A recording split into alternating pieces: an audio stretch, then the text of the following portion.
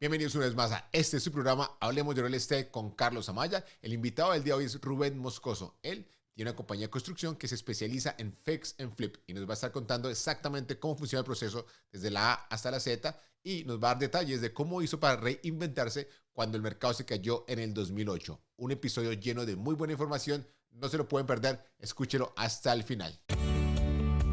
Bienvenidos una vez más a Hablemos de Real Estate con Carlos Amaya, profesional en bienes raíces, inversionista y cofundador de Casa América Team con eXp Realty. En este programa encontrarás respuestas a todo lo que quieras saber sobre real estate, familia y finanzas en los Estados Unidos. Con más de 15 años de experiencia, me he reunido con miles de familias latinas, entiendo nuestra cultura y nuestras necesidades. Creo que la familia es la base de la sociedad y una familia financieramente próspera a través de bienes raíces es mi misión. Bienvenidos una vez más a este su programa Hablemos de Real Estate con Carlos Amaya, donde hablamos todo relacionado acerca de real estate, familia y finanzas en los Estados Unidos.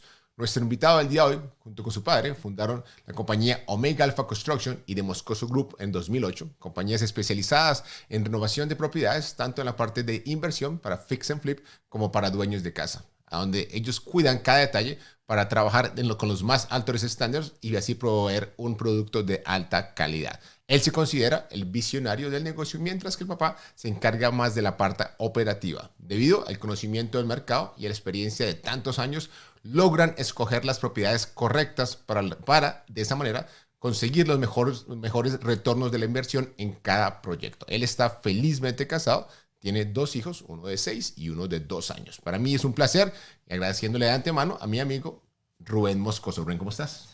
Muy bien, Carlos, muchas gracias y muchas gracias por permitirme compartir este espacio contigo. Gracias a ti por venir. Tuve la oportunidad de conocer a Rubén en una conferencia que tuve recientemente acá en la ciudad de Nueva York. Y lo más importante, fui a ver uno de tus proyectos. Me encantó muchísimo el detalle, lo que dice la introducción, los detalles y a los altos estándares, y por eso te pedí el favor, la invitación de que me acompañaras acá para compartir tu información y agradecerte que aceptaste venir. Comencemos por el principio. ¿Cómo llegaste al real estate? ¿Cómo comenzó tu historia con las bienes raíces? Claro que sí, una vez más, muchas gracias. Bueno, para nosotros, yo empecé en el negocio de real estate a raíz de que en el año 97, cuando yo tenía muy corta edad, tenía apenas como 17 años, mi papá estuvo interesado y estaba en el proceso de querer comprar una propiedad.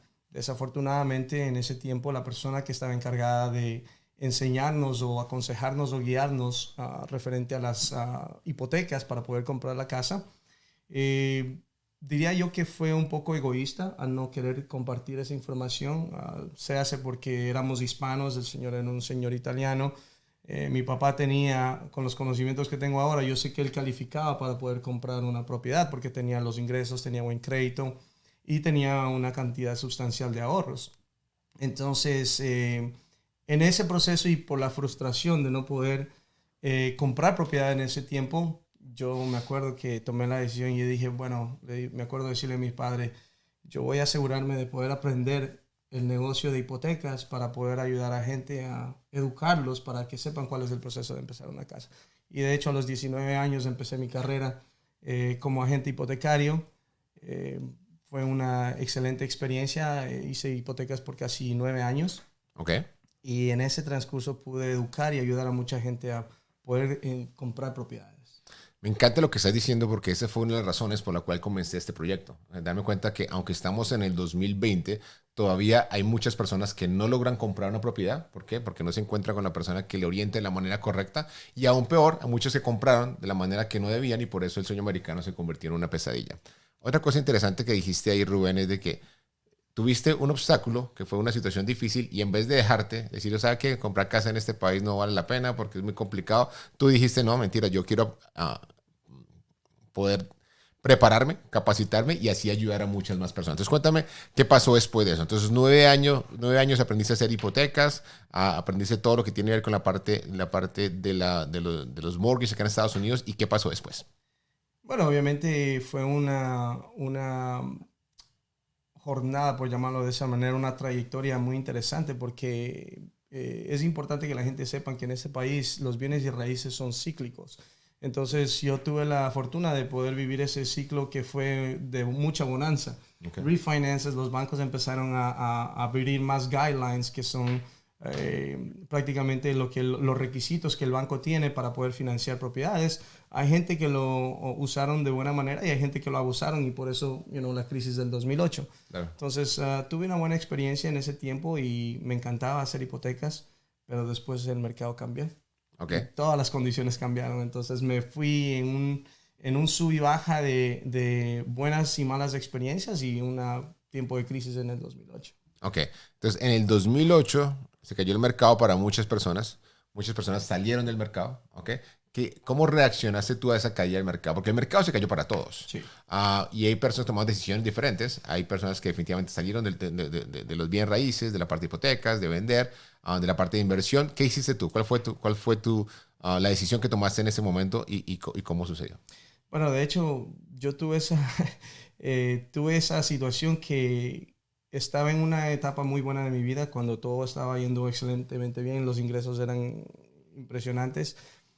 A muy corta edad, y de repente todo se fue para el piso. Fui de tener un pipeline de como 24 clientes a tener un pipeline de 2, 3 clientes que ya no podían cerrarlos, y literalmente fue un punto crítico porque no tenía ninguna otra opción. Me tocaba reestructurarme financieramente. Tomé, y me gusta hablar de esto porque muchas veces la gente piensa que uno llega a donde está y que todo es bonito y que todo es de colores. Es blanco y negro, hay gris y hay de todo. Entonces, en ese tiempo tuve yo la fortuna, porque yo creo que eso fue una de las cosas muy importantes que impactaron mi vida personalmente y financieramente, porque tuve que tocar piso. Y cuando el mercado cayó, también caí yo. Me vi en la situación o en la oportunidad de poder hacer una reestructuración financiera, una bancarrota, como mucha gente lo conoce. Y eso es un tema que parte de poder compartir información es dejarle saber a la gente que hay alternativas y hay opciones.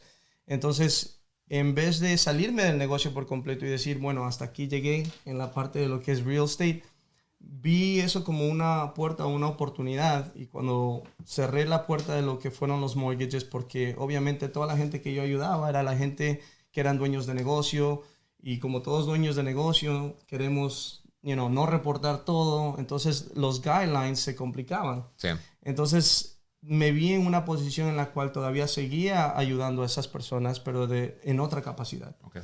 Y ahí es donde nació la compañía de construcción. En el 2008 cerré las puertas de la compañía de mortgages. La gente que me confiaba con las finanzas, obviamente que me iban a confiar con la construcción, y de hecho uno de mis clientes me dijo, un contratista me tumbó, como dicen aquí, se llevó $30,000, wow. Otro le llevó $40,000, y ellos estaban en una posición en la cual confianza era muy importante. Entonces, como me confiaban con las finanzas, hacer esa transición y yo verme involucrado, porque yo conocía a todos mis clientes, eran dueños de compañías de construcción, eran, ¿me entiendes? Gente que estaba en el medio, a los que yo ayudaba. Entonces, y pude hacer ese cambio. En vez de retirarme del negocio, vi una puerta de oportunidad y decidí aprovecharla, y ahí es cuando nació la compañía de construcción en el 2008. Antes de pasar a la compañía de construcción, dijiste cosas muy interesantes que quiero ahondar en ellas. Primero, tocaste fondo. A la mayoría de personas no les gusta contar cuando tocaron fondo, pero es importante porque la gente de las más exitosas siempre cuentan que se han caído 2, 3, 4 veces y se vuelven a levantar. Entonces tú tocaste fondo y no tomaste la decisión que toman muchos de cambiar de industria, lo cual me parece ilógico, que tienen todo el conocimiento de la industria que se cayó. Totalmente contrario, tú hiciste lo que tiene mucho sentido ahora para ti, que en su momento me imagino que fue muy difícil, fue mantenerte en el negocio y seguir intentando ayudar a personas. Ya no, porque obviamente los guidelines funcionaron. Ya cuando el banco antes estaba el dicho que había que estar vivo nada más, sí, para que le dieran el préstamo. Ahí después querían todo AAA, querían todo perfecto, ingreso perfecto, crédito perfecto, y nuestros clientes en la mayoría de los casos no tienen esos parámetros. Entonces, te felicito y te agradezco que compartas esa parte que muchas personas no les gusta compartir, y sobre todo para servir de experiencia, porque estamos en una parte del mercado, y vamos a hablar un poquito más adelante, que estamos en la parte alta, se está manteniendo todavía y estamos a punto para una corrección. La corrección se está esperando hace un par de años. Okay. Muchas personas se van a encontrar en esta posición que tú estás ahora, estuviste en ese momento, perdón, a corto plazo. Pero lo importante es qué van a hacer cuando el mercado se corrija, porque se va a corregir en todo caso. Entonces, bueno, 2008... hablamos de la compañía. Cuéntame el nombre, Omega Alpha Construction. ¿De dónde salió ese nombre? ¿Por qué la idea de colocárselo? ¿Y cómo fue ese inicio de cambio? Aunque era la misma industria, son negocios completamente diferentes, la parte de hacer las hipotecas a comenzar con la parte de construcción. Sí, bueno, como te digo, o sea, eso fue algo que nosotros, cuando digo nosotros, es porque mi papá, él es mi socio en la compañía de construcción y en la compañía de inversiones que tenemos ahora. Siempre estuvimos de una manera u otra construyendo, haciendo cosas, construíamos en Ecuador, yo soy de Ecuador, y yo como niño siempre quería que cuando yo creciera, tener la oportunidad de poder trabajar con mi papá. Eso fue uno de mis anhelos. Y precisamente mi papá se mudó a la Florida, como en el 2004, 2006 por ahí, y él estaba en el área también de construcción, pero él hacía más lo que era highway construction, tenía volquetas y ese tipo de construcción. Yo ya estaba involucrado en lo que eran los rehabs y ese tipo de cosas cuando hacía mortgages, y como tenía mis clientes que eran dueños de compañías de construcción y todo lo demás, yo sentía que tenía todos los recursos para poder aprovecharlos. Claro. Entonces, pasa el 2008, me veo en esta situación en la cual topo fondo, tengo $37 a mi nombre, y literalmente me recuerdo, decía, ¿qué voy a hacer? Sí. O sea, ¿qué voy a hacer? No puedo tirarme a llorar, ni tirarme de un puente, ni nada por el estilo. Tenía que buscar la manera de poder salir a flote. Eso hice la reestructuración financiera, que eso me dio un descanso para poder pensar a ver qué es lo que yo puedo hacer. Y casualmente me llamó este cliente y me dice, Rubén, esta gente se me llevó este dinero. Yo te confío a ti con mis finanzas. Tienes tú la gente, encárgate de este proyecto. Y me entregó un proyecto y me dice, de estos vienen 2 y 3 más. Entonces yo recuerdo llamar a mi papá. Esto fue una crisis a nivel nacional. Mundial, de hecho. Sí, de hecho, mundial. Las cosas para mi papá tampoco estaban tan buenas que digamos. Porque si se cae acá en Nueva York, de ahí para abajo se cae más se todavía. Se fue todo para allá y la maquinaria pesada también se fue al pico. Entonces le llamo a mi papá y me recuerdo tener esa conversación con mi padre y le digo, papi, ¿cómo le va? ¿Cómo está? ¿Cómo le está yendo con el negocio? Le digo, pero dígame la verdad. Entonces me dice, ¿cómo así? ¿Me entiendes? Un poco sorprendido. Le digo, mire, porque hay esta oportunidad. Lo mío también ya no está trabajando. Siempre quise trabajar con usted. Le tengo una propuesta para hacerle.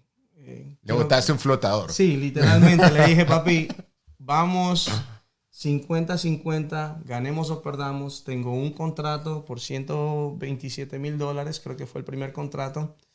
Es el único que tengo. Yo sé que con usted vamos a salir adelante para bien o para mal. O sea, metámosle el pecho a esto. Y mi papá, obviamente, imagínate, le estoy cambiando, a punto de cambiarle la vida a él también, porque él tomó una decisión muy grande al tener ese voto de confianza conmigo, lo cual le agradezco inmensamente que lo haya hecho, porque somos un equipo increíble de trabajo, aparte que es mi mejor amigo. Entonces tuve esa oportunidad y ese privilegio de poder convencerle a mi papá. Le digo, papi, no se preocupe, venga para acá, no se preocupe dónde tiene que vivir, ya estaba perdiendo la casa, o sea, ¿me entiendes? Fue una situación bien interesante. Mi papá tomó un voto de confianza bastante grande al tomar esa decisión, pero miramos atrás y los dos estamos contentos de haber tomado esa decisión juntos. Así es que,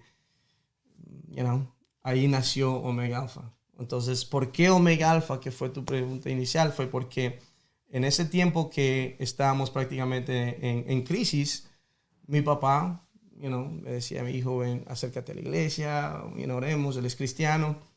Entonces me dice, todo va a estar bien. Entonces, pensando nosotros en cómo, o sea, qué nombre ponemos, porque todo el mundo, pongan un nombre italiano a la construcción o pongan un nombre tal. Nosotros queríamos que tuviera un significado para nosotros. Claro. No tanto para toda la gente, sino para nosotros en nuestra situación actual. Entonces, mi papá con su, se puso a orar y dice, bueno, esto sería algo muy significativo. Sabes que el Señor dice, yo soy el alfa y el omega, yo soy el principio y el fin. Escogimos, cuando nos sentamos a escoger nombre, mi papá dice, bueno, este es el fin de todas las cosas malas que nos están pasando y va a ser el inicio de todas las cosas buenas que están por venir. Y de esa manera fue que escogimos el nombre Omega Alpha en vez de Alpha Omega Construction, y ha sido una bendición enorme para nosotros y para nuestras familias. Espectacular. La conexión con Dios siempre es importante, especialmente en esos momentos difíciles, ¿ok? Y esperar que Dios siempre está con uno, independientemente de la religión que la persona siga. Entonces, dejarse guiar y sobre todo, pues, un nombre significativo, especialmente cuando uno está comenzando una compañía en un momento tan difícil y que va a tener altos y bajos, y qué mejor acordarse del nombre cuando está escribiendo plan de trabajo o cheque, verlo ahí al frente todo el tiempo, Omega Alpha. Claro que sí. Espectacular. Ok, entonces comenzaste con la parte de construcción. Lo hiciste por un buen par de años, lo hacen todavía. ¿En qué momento comenzaste en la parte de inversión? Porque tú, en la compañía de construcción, es para que te contratan para hacer otros proyectos y todo. ¿En qué momento dijiste, mira, yo puedo también hacerlo para mí? Y tengo todas las herramientas, tengo todos los actores necesarios para esta película. ¿En qué momento decidiste hacerlo para ustedes? Bueno, yo tomé una decisión de incursionarme en lo que fue la construcción por dos razones. Porque mis clientes que tenían compañías de construcciones, yo chequeaba los ingresos que tenían. Él les iba muy bien. Y les iba excelentemente bien. Entonces yo empecé a enfocarme en las partes que generen mejores ingresos, tanto como cocinas y baños, y ese tipo de situaciones. Pero como tenía esta oportunidad de trabajar con los inversionistas, me di cuenta que muchas veces, en vez de buscar proyectos pequeños, lo cual así empezamos haciendo baños y cocinas, quería pegarme un poco más al lado de trabajar con inversionistas, porque al final del día dije, voy a tener la oportunidad de poder aprender de los errores que ellos cometen, porque obviamente yo no estaba en capacidad de tomar una inversión en ese momento y poder equivocarme. Claro. Entonces empecé a trabajar con inversionistas y pude prácticamente vivir y aprender de los errores que ellos iban cometiendo. Espectacular. Entonces ahí fue que empezamos a coger esa experiencia de saber qué hacer, qué no hacer. Y bueno, fue hace 3 años cuando uno de ellos...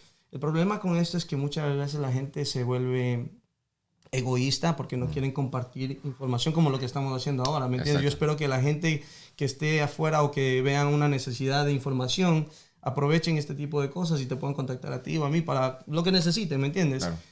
Esta persona, yo numerosas veces le dije, por favor, dame un chance, dame una oportunidad, hagamos un proyecto juntos. Yo tenía todavía todos mis contactos de los mortgages, la gente que estaba emprendiendo las propiedades me llamaban a mí, encontraba yo deals, off-market deals. Por las relaciones que tuve durante 9 años, tengo amistades y muy buenas relaciones con REO, agents y brokers. Entonces yo les daba las propiedades, ellos me daban a mí la construcción, y cuando yo les decía, bueno, dame una mano, ayúdame, la gente no quería ayudar. Bueno, se puso greedy el hombre, quiso después empezar a contratar mi propio agente, entonces ahí se dañó la relación, pero al punto en el que yo dije, bueno, aquí o nos quedamos otra vez en cero o empezamos de cero con los ahorros que nosotros teníamos, mi papá y yo, en estos años. Sí. Tuve la oportunidad de poder acudir a uno de mis private lenders, les dije que tenía una propiedad en mente, me ayudaron, los peores términos los cogí yo. En el 2000, bueno, ya va a ser 4 años, en el 2015, que compré la primera propiedad, 14%, como 3 y 4 puntos. Entonces era una situación, pero garrafal, pero yo sabía que era el inicio de lo que yo iba a poder aprovechar, ¿me entiendes? Y poder, incursionarme en la parte de inversiones. Y así fue que tomamos esa decisión, dejé de trabajar para los inversionistas, les hice mucho dinero a ellos, pero yo tenía todos los recursos. Lo que me faltaba era liquidez. Sí. O sea, tener acceso al dinero para poder financiar y poder hacer las otras cosas. Entonces, así nació la parte de los fix and flip. Todavía mantengo excelentes relaciones con toda la gente que yo he trabajado y que me conoce.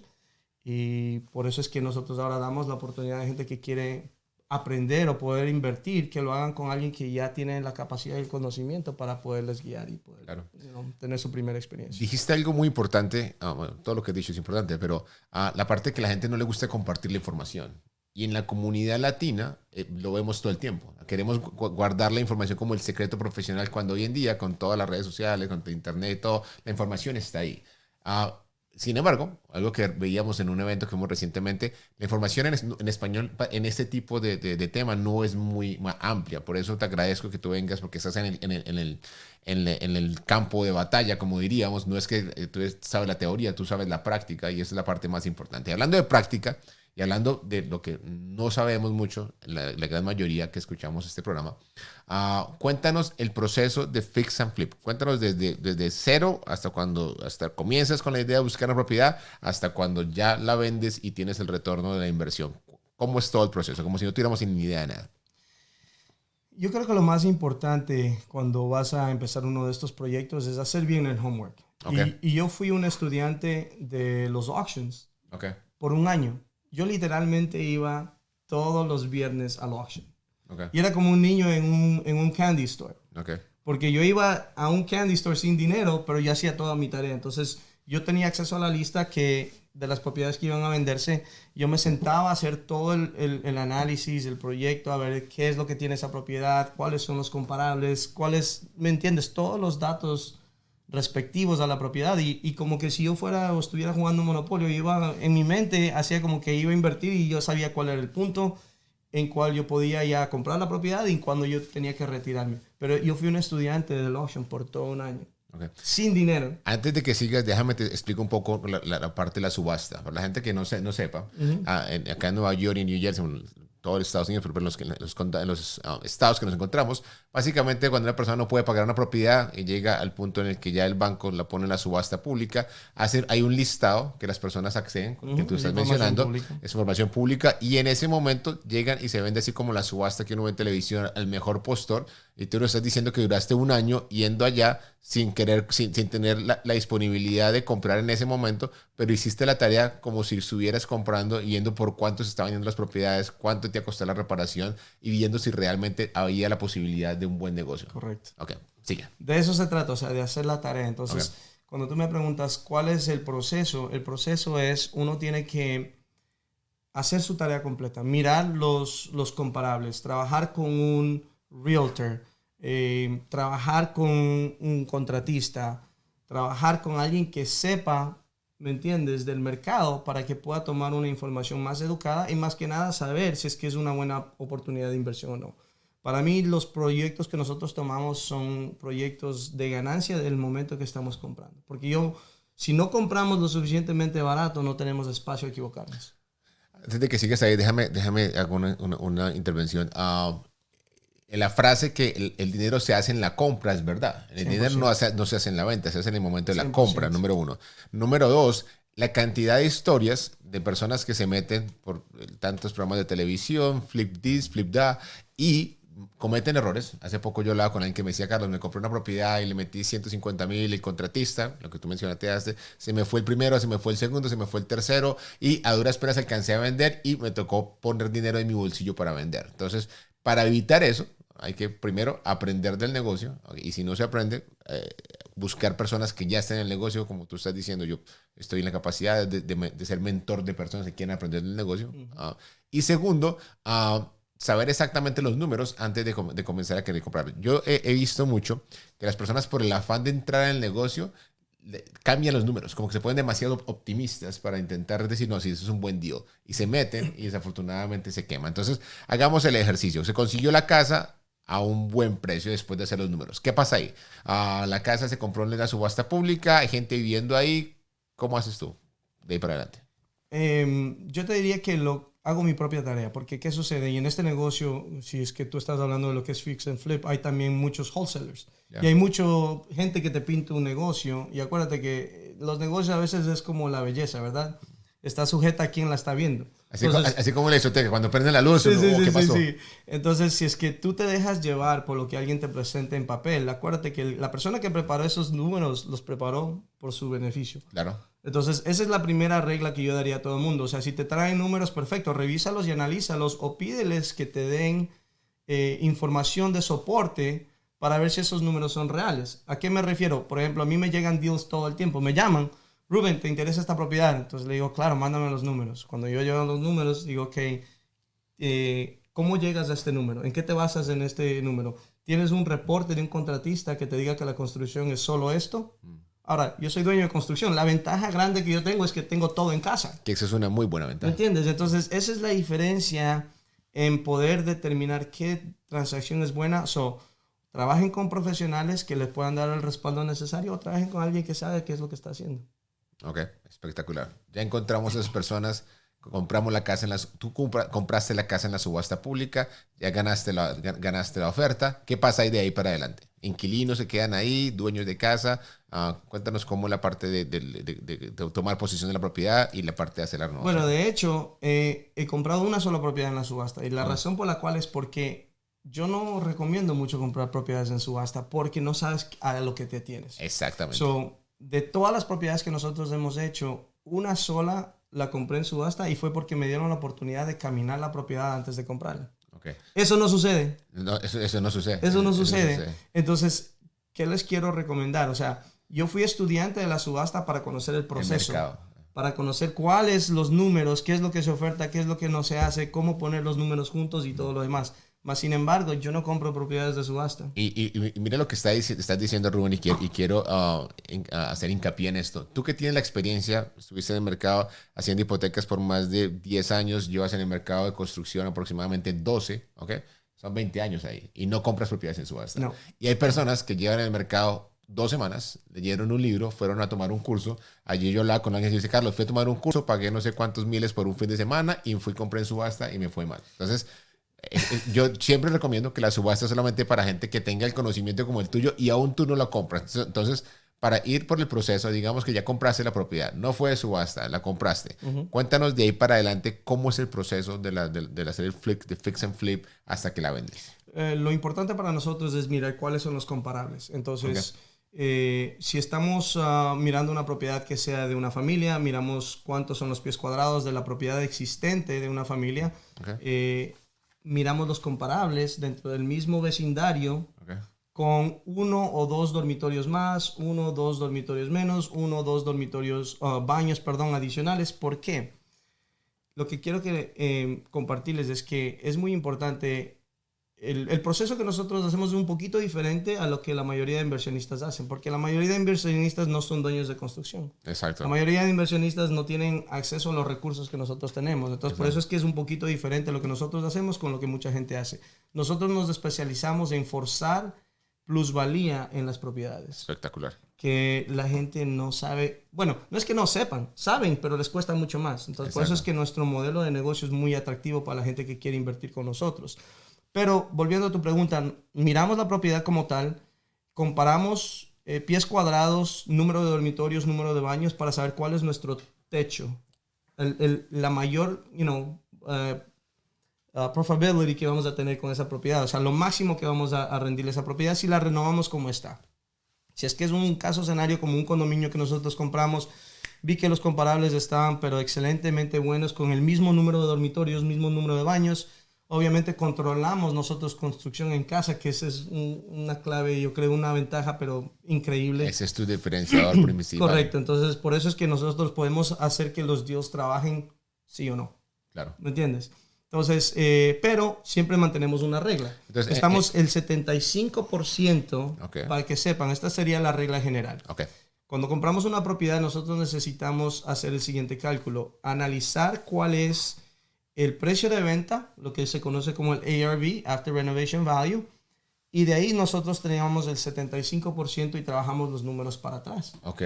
¿Por qué? De esa manera te doy un ejemplo normal. Digamos que una propiedad cuesta $200,000. ¿La compraste en 200? No, el ARV.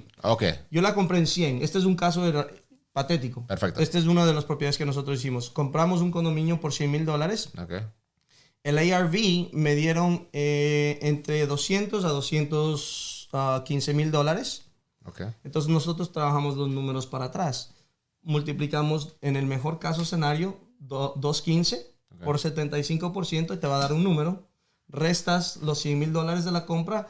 La diferencia es el dinero que nosotros tenemos para poder meterle a la propiedad en arreglos. En renovación. Correcto. Ahora, dependiendo cuál sea ese número, nosotros sabemos si es que es un proyecto viable o es un proyecto que va a estar muy apretado. Ahora, en este caso particular, esta propiedad, nosotros gastamos, creo que fue invertimos en esa propiedad $45,000 iniciales y después hicimos un pequeño ajuste para cambiar dos cositas que sabíamos que nos iban a mejorar el precio. Sí. Terminamos vendiendo el condominio en $239,000. Entonces se justificaba el ajuste que íbamos a hacer para poder alcanzar el número más alto. Ok, es muchísima información interesante. Tú coges una propiedad, si ves que los números del comparativo, sin tocar la estructura, número de baños, número de habitaciones, la dejas como está, haces la renovación, calculas los números, 75% y lo haces. Si ves que los números no dan, ahí es cuando vas, siempre y cuando sea permitido por la ciudad, aumentarle un cuarto, correcto, aumentarle un baño para hacer que de esa manera forzar la plusvalía, como tú le dices, para que en realidad pase, porque una propiedad que tiene 4 cuartos cuesta en teoría más que una que tiene 3 cuartos nada correcto. Más. Ok, perfecto. Entonces, en este caso, ya que estamos tocando sus números, ¿cuánto fue la inversión? ¿Cuánto tiempo te tomaste y cuánto fue la ganancia? Ese proyecto lo desarrollamos, mira lo que pasó en este proyecto. Tuvimos un inversionista amigo nuestro que quería invertir, no quería hacerlo sola, y dice, hagamos un proyecto juntos, nosotros consideramos la participación y dijimos, bueno, vamos a desarrollarlo, va a ser una buena experiencia para ella. Técnicamente, cuando nosotros prestamos con private money, con hard money, que se conoce con, por la experiencia que nosotros tenemos, ya las compañías nos dan a nosotros el 90% de la compra y el 100% de la construcción.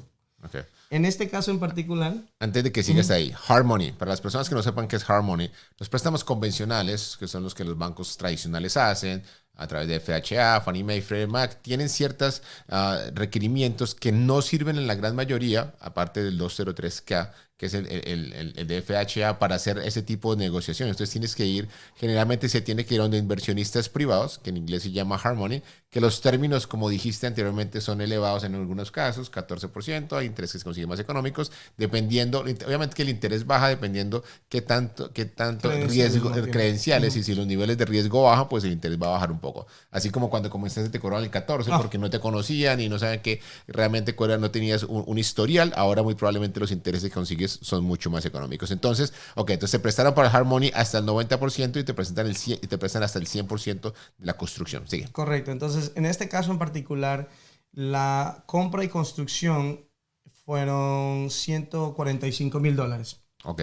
¿Verdad? Si nosotros hablamos de que nosotros necesitamos el 10% de entrada porque ellos nos dan el 90% de la compra más el 100% de la construcción, necesitamos nosotros prácticamente tener... Bueno, en ese tiempo no estaban dando la construcción, o sea, sumada a la compra. Okay. Ahora ya es un poquito diferente, eso es mucho más atractivo, pero en ese tiempo nosotros necesitábamos de $14,500 de entrada. Okay. Más prácticamente los costos de cierre, que fueron 2 puntos, más los costos de abogado y esto que el otro. Redondeamos números, creo que se necesitaban aproximadamente como $18,000, $20,000 para hacer esta transacción. $20,000 del bolsillo. Entonces, partamos desde ese punto de vista. Casualmente, nuestra socia en este deal tenía el dinero para comprarlo todo cash. Y ella dijo, comprémoslo todo cash. Yo pongo toda la plata y todo lo demás. Entonces le dije, está excelente. Y de hecho deberíamos hacerlo de esa manera. Pero quiero empezar a educarte un poquito para que veas cuáles son las opciones. O sea, primero que nada, mi manera de pensar y con todas las experiencias que hemos tenido es nunca poner todos los huevos en la misma canasta. No. Y si lo compras cash, nada más puedes hacer un solo proyecto. Correcto. Si tú haces el leverage de lo que dice Kiyosaki, other people money, la plata de otra persona, puedes comprar muchos más proyectos. Se llama el costo de oportunidad. Entonces, cuando la gente empiece a entender el costo de oportunidad a nivel general, van a apreciar mucho más su tiempo, van a apreciar mucho más su dinero y van a saber que pueden diversificar un poquito más.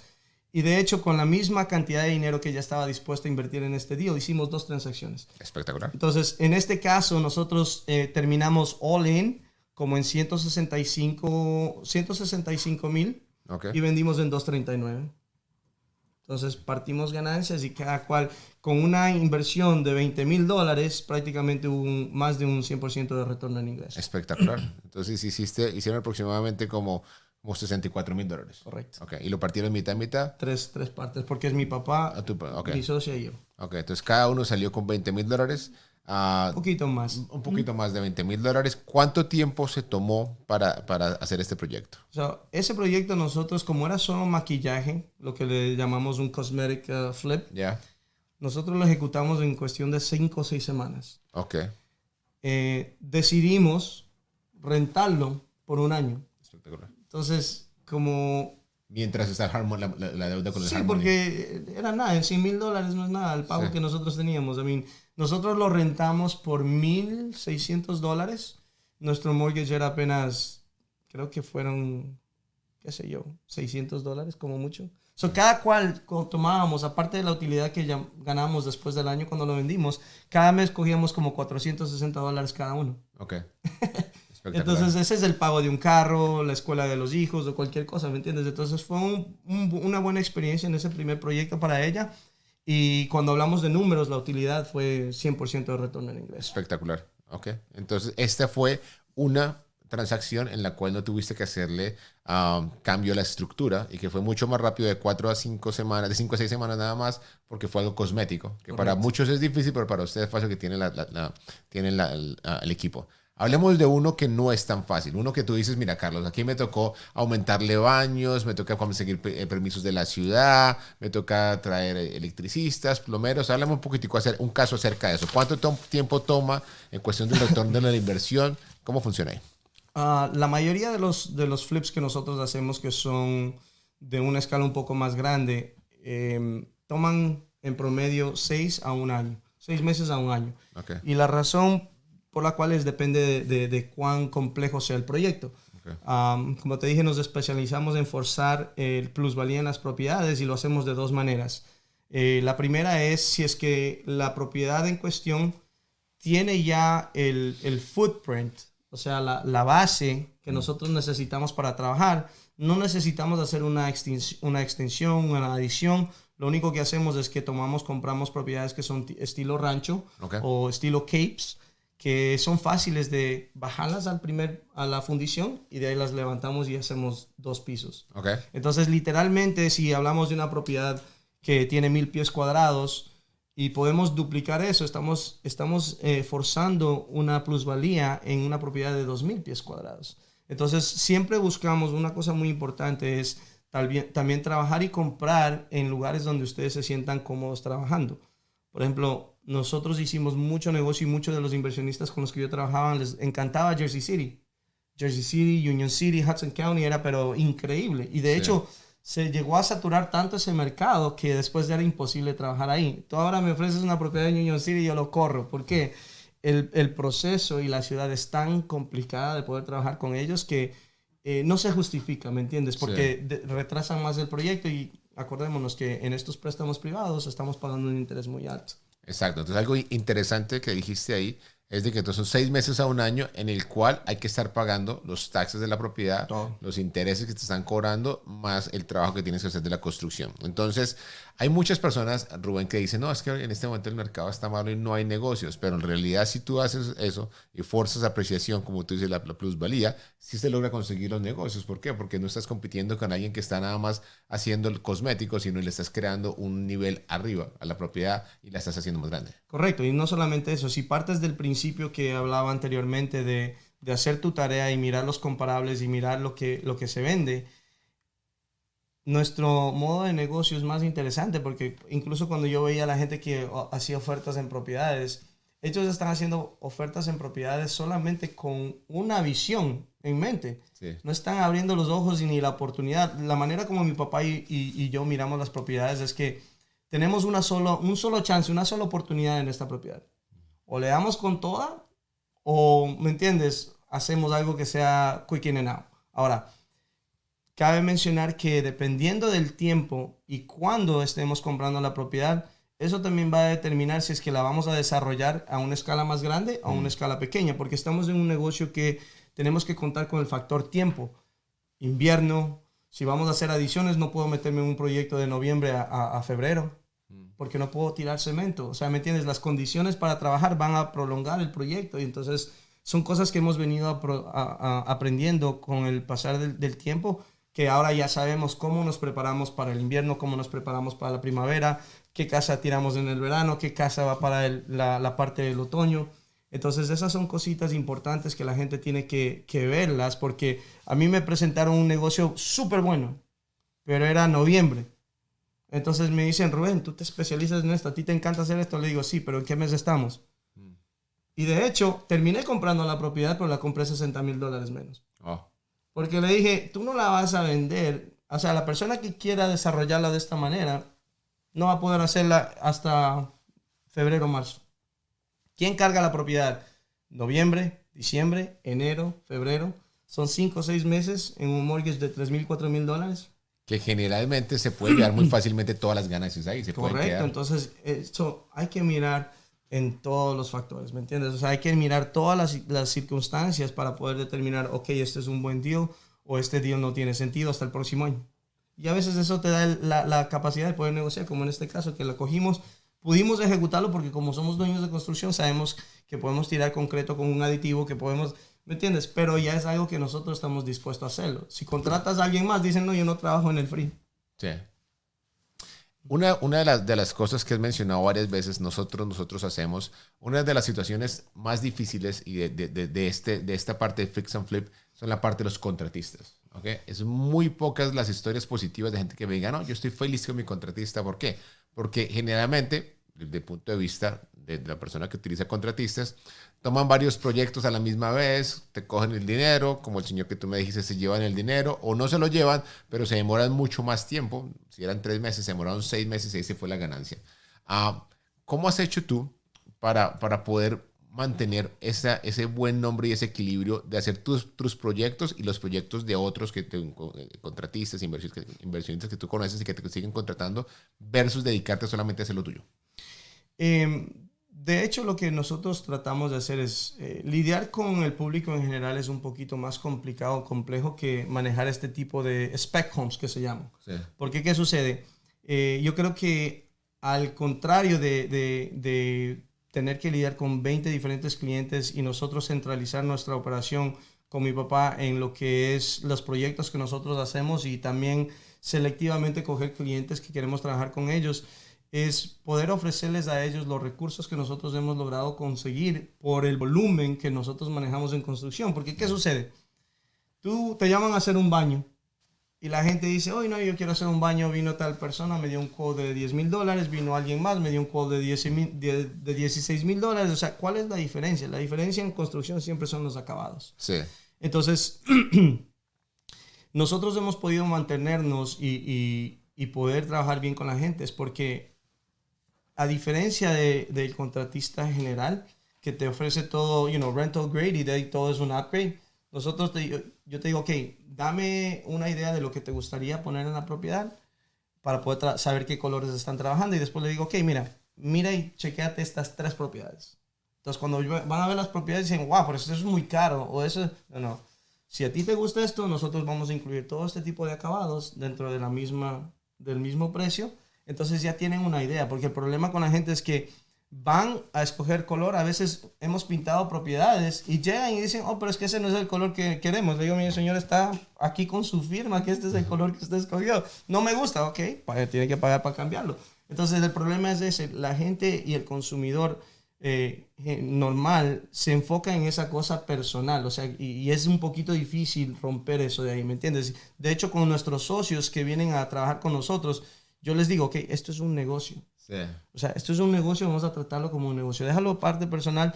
Hay que también saber que uno tiene que ponerle gusto y amor y color a las cosas, pero lo hacemos de otra manera, un poquito más. En ese sí, nosotros tomamos 100% las riendas del proyecto, porque no podría yo permitir a alguien que venga a decir, oh, no, pero hagamos la pared gris. ¿Me entiendes? O sea, utilizamos colores grises, pero lo que digo es que ha habido, ¿y por qué no hacemos este color celestico? Okay. Hablaba con alguien recientemente y me decía, Carlos, me metí a hacer lo de Fix and Flip en una escala grande, sin el nivel de conocimiento necesario, y llegué al punto en el que la gente no le gustaban mis acabados. Entonces, la gente yo hacía y como que llegaban y comenzaban a criticarme.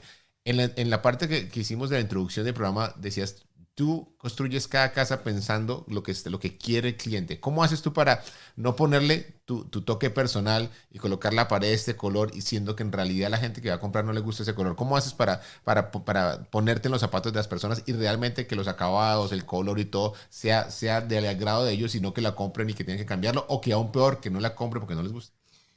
Bueno, de hecho ayuda mucho que yo tengo la experiencia. Bueno, soy un realtor, entonces tengo mi licencia. Entonces yo estoy al día en lo que se vende, lo que no se vende. Atiendo a los open houses de mis colegas. Entonces yo puedo mirar lo que toda la gente está haciendo. Yo puedo escuchar a primera mano cuál es el feedback, tanto positivo como negativo, y lo que la gente quiere hacer. Entonces lo que mi papá y yo tratamos de hacer todo el tiempo es enfocarnos en poderles proveer un open canvas con cosas neutrales.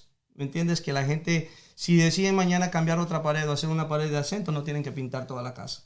Entonces, con la experiencia que nosotros tenemos y trabajamos con arquitectos, diseñadores que son parte de nuestro equipo, entonces influye mucho también tener eso como parte de tu equipo. Hay mucha gente que para contratar un arquitecto, para contratar un diseñador, les cobran un brazo y una pierna, entonces la gente no sabe qué hacer. Y uno tiene que tener gusto. Yo digo que la gente, tú puedes ver quién tiene buen gusto desde cómo se visten hasta, ¿me entiendes? Sí. Cómo se manejan ellos personalmente. Entonces, yo creo que nosotros tenemos buen gusto en las cosas que hacemos y le ponemos un poquito de amor dentro de lo que va a ser algo más general.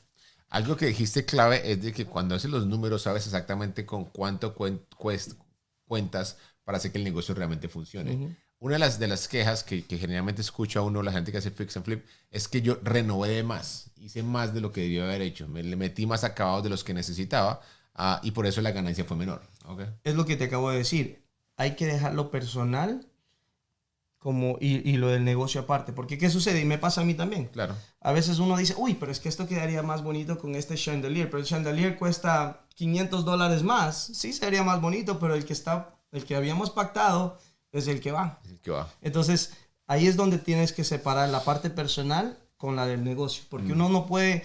Mira, nos pasó una vez en una casa que pusimos un chandelier bien chévere y estaba lindísimo.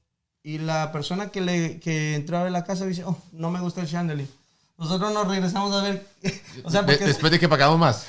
Después de que pagamos más por todo eso y no le terminó gustando el chandelier. Entonces, a eso es a lo que yo voy. Manténganse enfocados en lo que es el proyecto. Hagan un análisis. Lo que nosotros también hacemos mucho es que por la relación de trabajo y la influencia que tenemos con nuestros suppliers también, en vez de perjudicar al proyecto, tratamos de ver cómo podemos abaratar más costos para poder alcanzar mejores acabados. Claro, espectacular. Entonces, por el volumen. Con base en tu experiencia, ¿cómo está el mercado hoy en día? Decía hace un rato que estamos a punto de una corrección del mercado. Tú lo dijiste cuando abriste el segmento inicial, de que el mercado en real estate es cíclico. Okay. Hay meses o años de vacas flacas, hay años de vacas gordas. ¿Cómo se encuentra el mercado en ese momento? ¿Y cómo crees tú que se va a desarrollar de aquí para adelante? Definitivamente, obviamente yo no puedo predecir lo que va a pasar. No tenemos la bolita mágica, ojalá sí, la dejé en casa, pero... No, pero toda la gente que estamos en el negocio sabemos que esto es cuestión de tiempo. ¿Cuánto? No sabemos. El mercado definitivamente se ha mantenido un poco quieto. Hemos visto un pequeño descenso en ciertas áreas. Hemos visto que las propiedades que antes las movíamos dentro de 4 a 6 meses se están quedando 7, 8 meses. Entonces son muchas las señales de que esta corrección viene. El mercado está bueno todavía, porque todavía hay oportunidades. Pero como te digo, la ventaja y de hecho lo que yo he podido estudiar o poder mirar, la gente que ha hecho mucho dinero lo ha hecho cuando el mercado cae. No cuando el mercado está arriba. Mucha gente está esperando eso, están contando los días. Yo estoy esperando que esté de vuelta, porque entonces hay dos cosas, ¿me entiendes? Porque dice, uy, pero tienes tus propiedades que están ahí. Sí, se va a hacer un ajuste, pero es que por eso compramos bien. Si nosotros compramos a buen precio y no matamos los proyectos en el scope of work para, ¿me entiendes?, inflarlo mucho, tenemos espacio a errores, tenemos espacio a hacer ajustes. Sí. Entonces, esa es la manera en la cual nosotros tratamos de lidiar con este pequeño ajuste que va a pasar. Y que al final del día, las bienes raíces, el real estate, cualquier tipo de sus variedades, no es para hacerse rico con un solo deal, con un solo negocio. Entonces, si uno intenta prever y darle espacio para la corrección, pues no debería tener dificultades. En tu historial tan larga, ¿cuál ha sido tu mejor negocio? Que tú digas, mira, Carlos, ese fue mi home run, así como dice la gente que juega béisbol. Ese fue el que yo digo que los quisiera todos igual a ese. Em, bueno, hemos tenido algunos buenos proyectos. De hecho, uno que compramos en particular, nuestro primer flip. Nuestro primer flip empezó, yo traje esa propiedad a uno de mis inversionistas chinos. Y él le gustó por los números que vio y dijo, bueno, si es que yo la arreglo así como está, la puedo vender en ese tiempo. La compramos en 2.35 y él estaba haciendo números para venderla en 4.75. Entonces dijo, bueno, le metemos 80, 90 mil dólares, la arreglamos así nada más y salimos de la propiedad. Total de los totales, la propiedad estaba muy deteriorada y era necesario porque tenía un potencial increíble. De hecho, esa propiedad tiene un lote irregular que es 50 por 175. Entonces, es irregular porque en la parte de atrás tiene 35 por como casi 80, pero es solo terreno, pero da de una calle a la otra calle. Okay. Y en la parte del frente es donde está la casa. Pero esta casa tenía la oportunidad de poder hacer una extensión, pero él no quería gastar el dinero en hacer la extensión. Historia larga, corta, yo le llevé la transacción para que ellos la hicieran. Me contrataron para hacer la construcción. Ese fue mi primer flip. Cuando empezamos la demolición y vimos que toda la parte de atrás estaba caída y no había ninguna otra solución que literalmente volver a framear y hacer la parte de atrás, hacer el techo nuevo y todo lo demás, que eso no se había visto porque era una de esas casas tan viejas que le habían hecho un ceiling a otro ceiling y a otro ceiling. Okay. Entonces no había manera, se veía que estaba en deterioro. Hasta que no se abriera. Hasta que no se abrió y se pelaron las paredes y se expuso todo, no se sabía qué era lo que se estaba contando. Historia larga, corta, vienen ellos, me habían entregado $35,000 para empezar el proyecto. Me dicen, Rubén, no, ellos no eran dueños de construcción como nosotros. Sí. Tenían alguien que estaba trabajando, de hecho nos contrataron a nosotros para hacer la construcción. Le habían dado un precio un poco más alto. Te vendemos la propiedad. Entonces dije, bueno, pero ¿en cuánto me la vas a vender? Porque yo ya estaba agarrado algo de dinero para esta. Entonces le dije a mi papá, le digo, papi, esta es la oportunidad de poder empezar esta propiedad. Long story short, esa propiedad ahora mismo donde está sentada, nosotros la desarrollamos, le convertimos en una casa, en vez de 1,800 pies cuadrados, le hicimos una casa de 4,000 pies cuadrados. Wow. Una casa muy linda en River Edge. Y estamos ahora mismo en el proceso de subdividir el lote.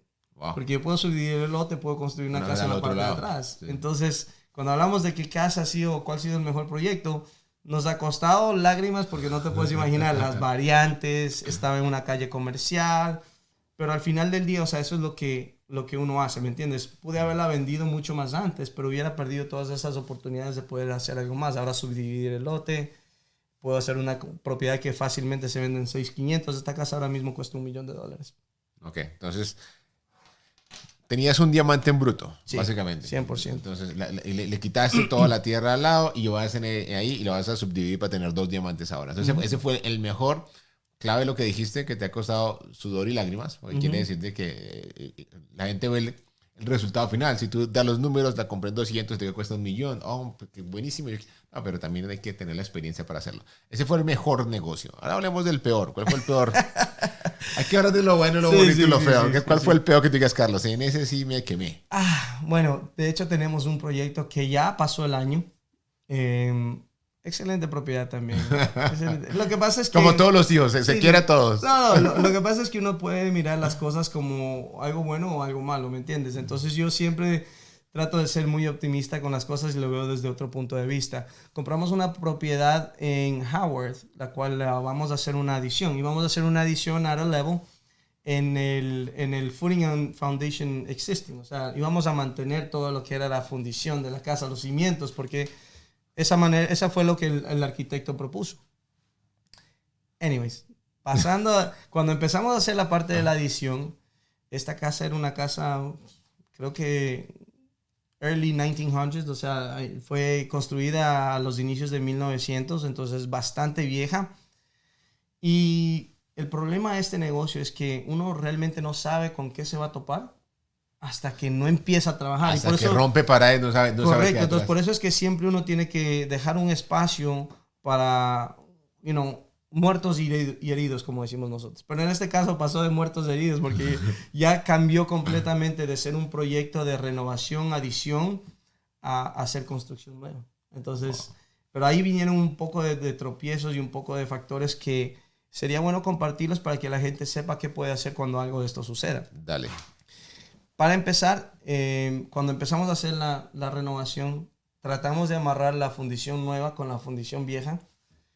Y obviamente esta casa tenía una fundición de ladrillo. Ladrillo no, ya cuando está tan viejo, tú remueves la tierra y eso empieza a desmoronarse. Tuvimos que ir a una variante, porque ahora pasamos de ser una renovación a construcción nueva. Pero ese no era uno de los problemas, de los únicos problemas. El problema es que también teníamos un préstamo que era para una renovación, no para new construction. Okay. Porque los términos cambian. Afortunadamente, por la experiencia que tenemos y el track record que nosotros tenemos, pudimos conversar con los inversionistas y ellos fueron muy buenos con nosotros. De hecho, nos ayudaron mucho en el proceso y a mantener el préstamo sin que estuviera en default, porque cambian los términos, ¿me entiendes? Tener una casa que la puedes tener un avalúo no es lo mismo que tener un terreno. Okay. Entonces,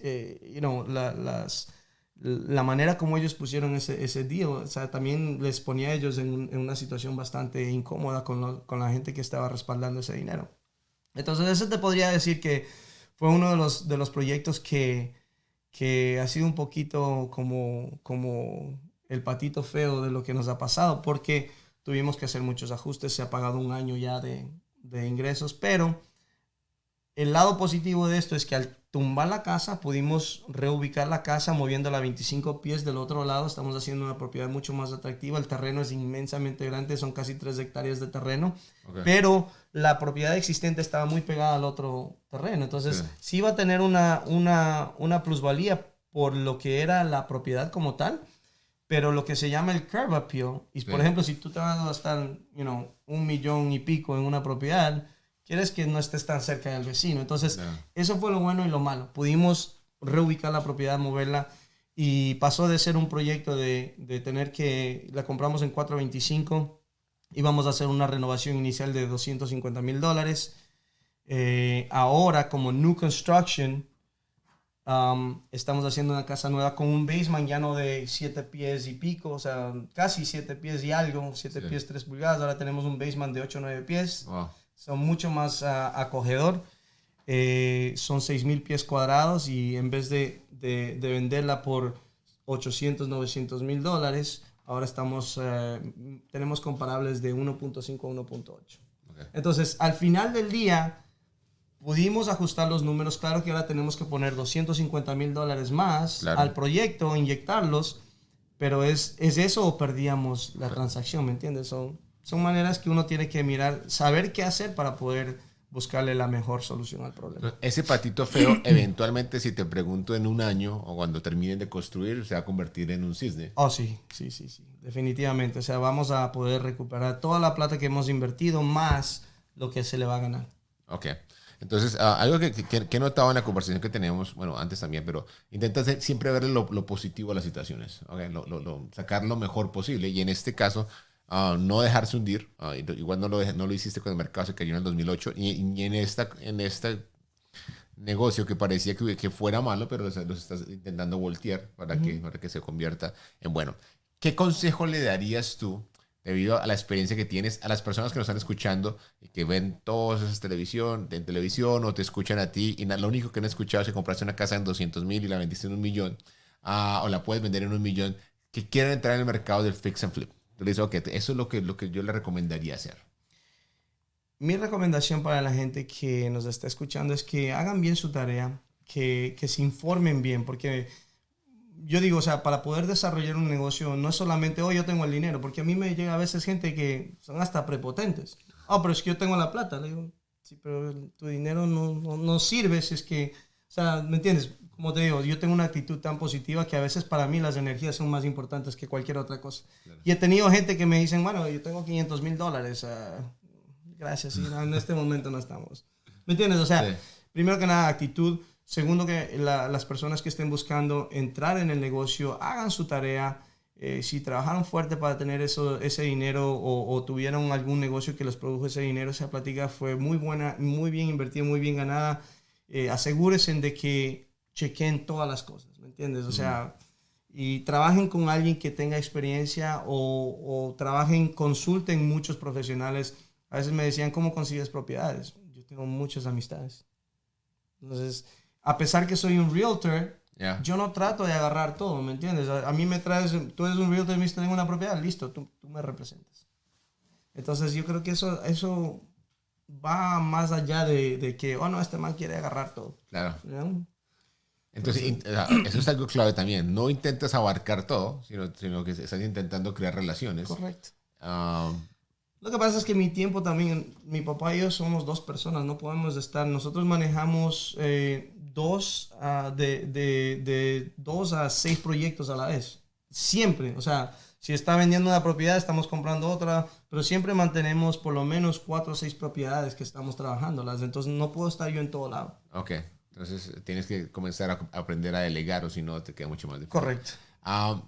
Con base en tu experiencia, ¿cuáles son los errores más comunes? Tú dices, mira, Carlos, yo me doy cuenta que la gente que entra en el mercado a hacer el negocio, porque muy probablemente te llegan proyectos que quedan a medias, que tú tienes, que la gente lo comienza a hacer, todo el tiempo te va a llegar de esos. Yo diría que y esto va en regla general, Sí.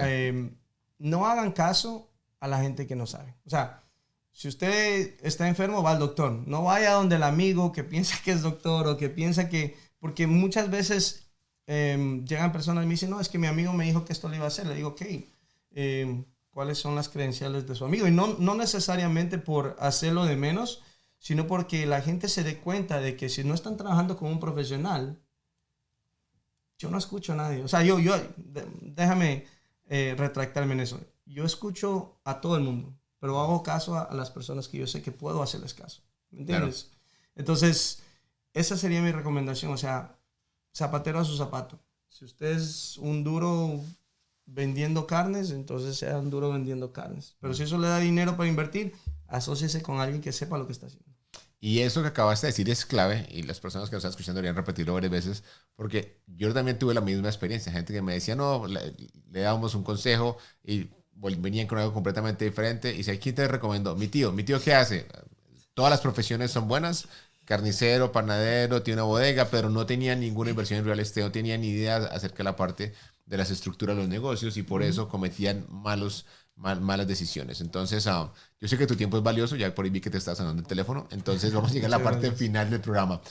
Cuéntame, ¿cuáles son tus hobbies, tus pasatiempos? ¿A qué dedicas el tiempo cuando no estás haciendo flip, cuando no estás haciendo los fix, cuando no estás yendo a la subasta, cuando no estás comprando propiedades? ¿A qué te dedicas?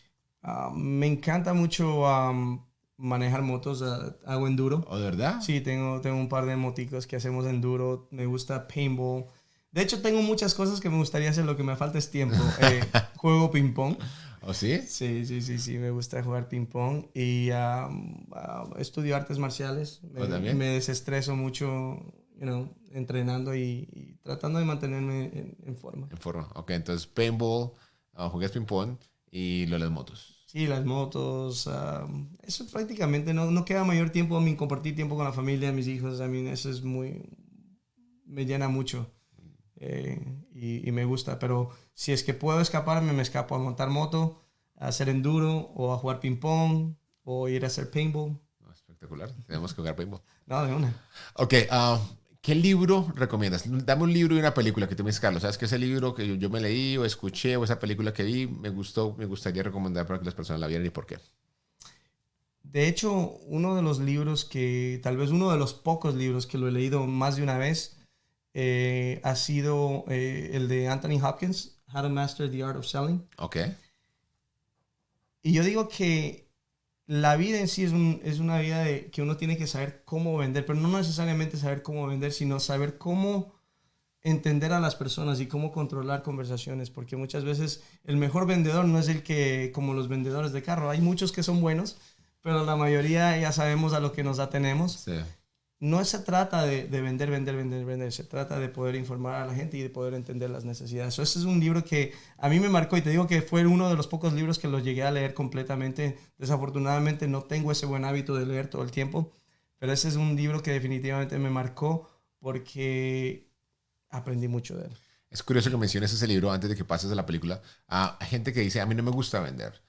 Y en realidad uno está vendiendo o está negociando todo el tiempo. O sea, uno está negociando con la familia qué vamos a desayunar, qué vamos a comer, a dónde vamos a vivir.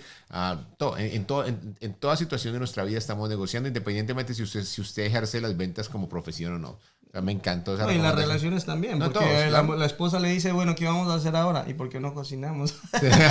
Entonces... Cocina tú, bueno, la negociación está ahí, ok, entonces okay, hay que preguntarle a tu esposa cómo utilizas lo que aprendiste en la negociación. No, eso no trabaja también. Ahí pierdes ahí. Una película, recomienda una película que tú digas, mira Carlos, sabes que esa película me gustaría recomendarla. Te cuento que tampoco soy tan fanático de muchas películas.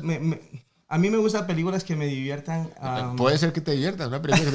Hay películas que a veces yo le digo a mis niñas, quiero una película que no me haga pensar. Una película que uno nada más vea y que sea divertida. Está bien. A mí me gustan las películas de comedia. Chistosas. Dame una. Me gusta White Chicks. Ok. Esa película me desestresa y la puedo ver cada vez y cuando porque me parece muy graciosa. Todos tenemos una película que uno ve muchas veces y la sigue viendo y se sigue riendo. White Chicks es una de ellas y a mí hay tantas películas que vienen a mi mente, pero una de las que me gustaba también fue la Scarface. De Al Pacino. De hecho, algunas películas de Al Pacino, no tengo una que diga que fue una favorita o wow, esta película me marcó. Para mí las películas son más como una distracción. De hecho, si me puedes recomendar un par de buenas películas. Muy probablemente te da una listica. Ok, ya me has comentado parte, pero ¿cuál es tu diferenciador? ¿Cuál crees que es tu fortaleza? ¿Por qué lograste pasar todas esas etapas de cuando el mercado se cayó, cuando esta persona no te quiso pagar, cuando compraste ese patico feo y lo estás convirtiendo en un chiste? ¿Cuál es tu diferenciador? Yo creo que lo que a mí me hace diferente es poder contar con mi papá. Ok.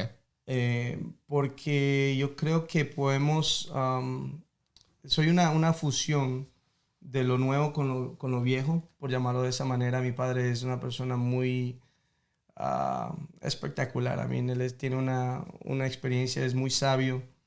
Y de hecho yo puedo contar muchas veces las veces que me pude haber equivocado, que si no hubiera tenido a mi papá para poderlo escuchar, porque también de eso se trata, ¿me entiendes? Uno muchas veces como joven toma decisiones equivocadas, pero yo creo que eso me ha ayudado a mí a ser la persona que yo soy y me diferencia mucho porque él es ese balance que yo necesito. Me encanta lo que acabaste de decir y te recomiendo un libro, ya que mencionaste eso, que se llama The New Power. Okay. Y a todos ustedes, porque exactamente dice eso. Okay, pero bueno, no les voy a contar el libro para que lo escuchen, pero esa interfase entre el poder viejo y el poder nuevo, que es lo que tú estás haciendo, básicamente tener a tu papá. Y muchas personas no respetan ese conocimiento de ese tipo de personas. Y sí, lógico, porque el conocimiento y la experiencia está ahí. Entonces te recomiendo ese The New Power porque te vas a sentir muy identificado. Okay.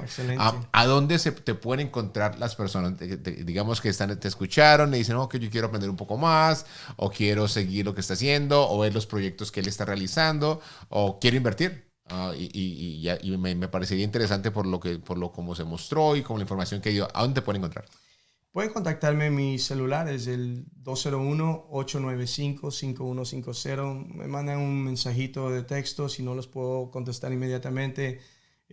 WhatsApp es tal vez la mejor manera de comunicación también porque siempre estamos mandando proyectos, fotos y para poder transmitir información creo que es un buen medio de comunicación y podemos conversar y con mucho gusto siempre y cuando tenga el tiempo les podemos ayudar y siempre estamos nosotros buscando gente que quiera crecer con nosotros porque al final del día puedes tomar una decisión acertada o puedes tomar una decisión equivocada. Claro.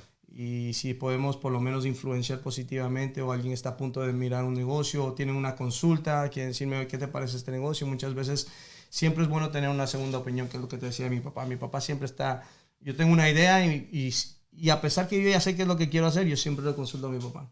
Entonces él me dice, ok, mijo, míralo desde este punto de vista. Lo mismo pasa aquí. Espectacular. Gracias una vez más por haber aceptado la invitación. Que Dios te bendiga a ti y a tu hermosa familia. Se nos quedan un montón de temas en el tintero, como dicen, porque esto es un tema muy grande. Muy probablemente vamos a tener algún otro episodio más detallado y desearte que tengas muchos éxitos y vamos a seguirte con el patito feo cuando se convierte en cisne para ver Dale. cómo te va a quedar. Que Dios te bendiga, gracias. Muchas gracias a ti por la invitación. No, a ti, un placer.